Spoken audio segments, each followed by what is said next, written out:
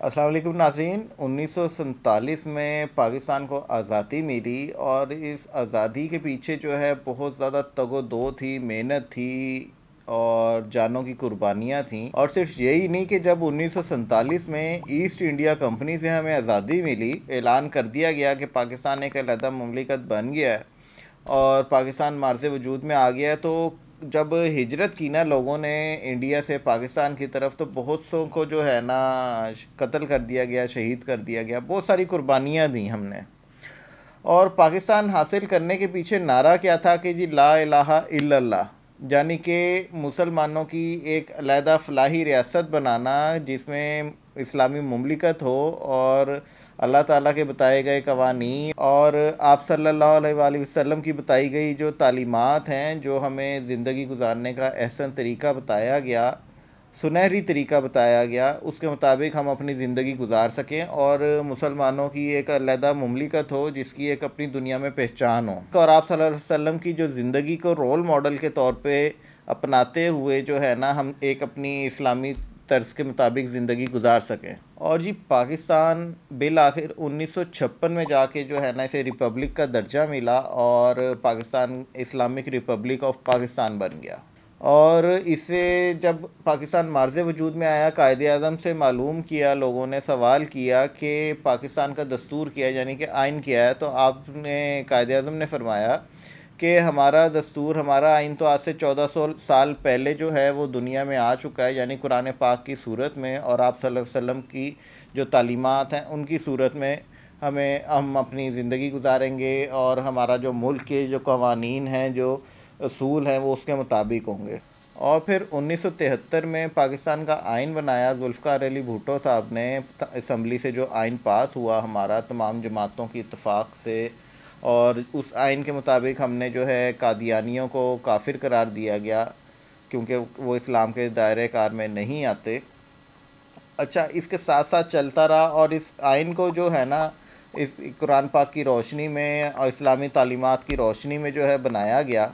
और इसमें वक्त के साथ साथ कुछ तरामीम भी होती रहीं और लेकिन इसका जो बहुत बड़ा असर था ना, या बहुत बड़ा इम्पैक्ट था, वो था गैर इस मुस्लिम लोगों के ऊपर, गैर मुस्लिम जो ममालिक थे उन पे, यानी कि यहूदी हो गए, इन्हें तो कहा गया ये कभी भी आपके दोस्त नहीं हो सकते। और इसी वजह से जो है ना हमारे माशरे में बिगाड़ लाना इनकी जो है ना फ़र्स्ट प्रायोरिटी रही है हमेशा से। मुसलमानों को वर्गलाना, इसमें कोई शक नहीं, मुसलमानों में भी गद्दार रहे, यानी कि बिकते रहे लोग अपने वक्त के साथ साथ।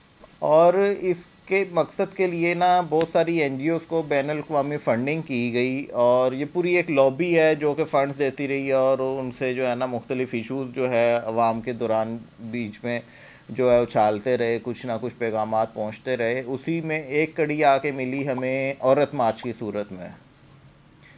औरत मार्च में क्या था? औरत मार्च में यही था कि मेरा जिस्म मेरी मर्ज़ी, तो ये नारा था। और अब रिसेंटली जो है जी ट्रांसजेंडर एक्ट पास हुआ, जो कि बना तकरीबन 2018 में और पास हुआ अब 2022 में जाके।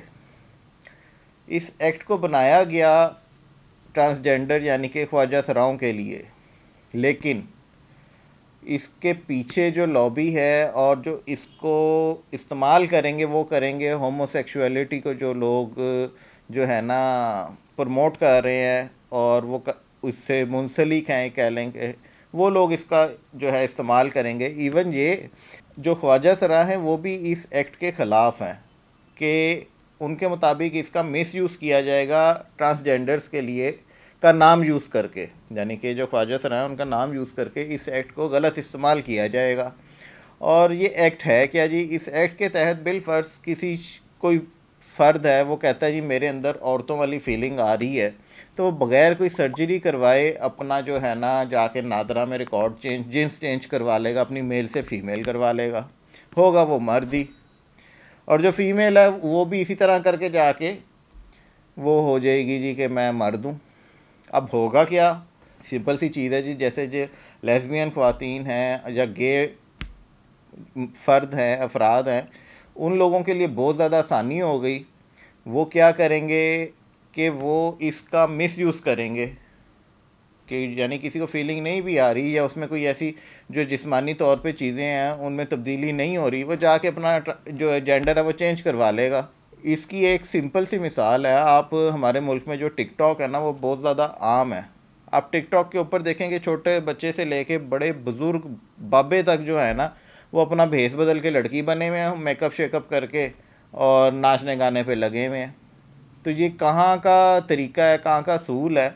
और आप देखें ना अगर, तो इससे होगा ये कि जैसे वो गोरों में होती है कंपेनियनशिप कि शादी के बगैर भी लोग एक साथ रहते हैं, वो भी अब देखिएगा वक्त के साथ साथ यहाँ पे आम होगी। कौम लूत थी ना, तो कौम लूत के ऊपर भी अल्लाह ताला का अज़ाब आया, उन्होंने उनको इस सफ़े हस्ती से मिटा दिया क्योंकि उनमें ये चीज़ आम थी। वो लोग इस चीज़ में बहुत ज़्यादा जो है ना इन्वॉल्व हो चुके थे।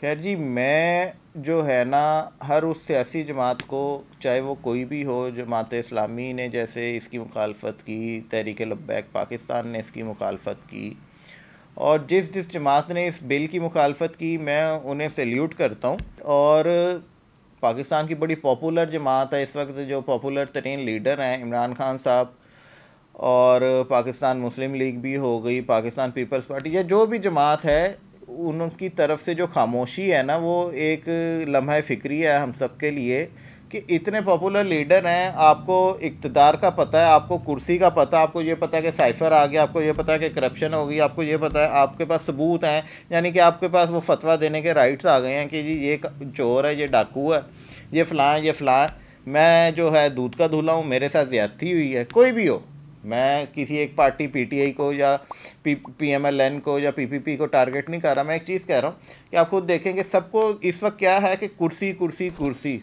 तो भाई ये जो हमने एक मुमलिकत जिसे हम इस्लामी रियासत कहते हैं, इस्लामी जमहूरिया पाकिस्तान, इसमें हो क्या रहा? हमने ये किस लिए हासिल की थी? लोगों ने कुर्बानियाँ इसलिए दी थी कि हम इस तरह के कवानीन को जो है पास करेंगे, और बहुत सी कम्युनिटी है जो इसको सपोर्ट कर रही है।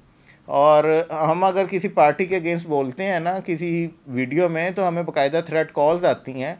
और ये जो लोग हैं जो इस बिल की हमायत में हैं, जो लॉबीज़ इसकी बैकग्राउंड पे हैं, वो भी यकीनी तौर पे हमसे रब्ता करेंगे और हमें जो है मुख्तलिफ जो है ना थ्रेट्स आ सकते हैं। तो इस चीज़ की परवाह नहीं है, लेकिन क्या है कि हम अल्हम्दुलिल्लाह मुसलमान हैं और उम्मत मोहम्मदी से हैं। अल्लाह ताला ने हमें समझ दी है, हमें दिमाग दिया है सोचने के लिए। तो मैं हर उस बंदे को अप्रिशिएट करूँगा जो इस बिल के ख़िलाफ़ है, और सिर्फ सोशल मीडिया के ऊपर पोस्ट करने से इसका कुछ नहीं होगा। हम लोगों को बाकायदा इसके लिए बाहर निकलना पड़ेगा ताकि इस बिल के ऊपर जो है, इस बिल को जो है रिजेक्ट किया जाए। तो ये जी आज का एक छोटा सा प्रोग्राम था। मैं बेसिक जो है ना काफ़ी डिस्टर्ब था मेंटली तौर पे। हमने एक सीरीज़ शुरू की थी कि मैं प्रोग्राम्स कर रहा था महंगाई के ऊपर, हुकूमत के फ़ेल होने के ऊपर, इमरान खान साहब के ऊपर, लेकिन ये बिल जो एक पास हुआ ना, इसने एक वो धचका सा लगाया, हमें झंझोड़ा। कम से कम मैं नहीं समझता कि कोई भी जो सिंसियर आदमी है वो अपनी आवाज़ को, अपनी जो राय है उसको आप लोगों तक ना पहुंचाए, ताकि जो एक पॉजिटिव मैसेज है, जो एक सही मैसेज है, हम उसे, हमारी कोशिश है कि वो आप तक पहुंचे, ना कि जो है ना हम खामोशी से बैठे रहें और जो गलत हो रहा है, जो किसी का दाल लग रहा है, जो बिल पास हो रहा है वो चुप करके हो ही चला जाए। तो हमें इन सब के ख़िलाफ़ जो है ना एक होकर आवाज़ उठानी होगी। ये हर पाकिस्तानी का, हर मुसलमान का फ़र्ज़ है। तो जी मुझे इजाज़त दीजिएगा, इंशाल्लाह अगले प्रोग्राम में हाज़िर होंगे। अल्लाह हाफ़िज़।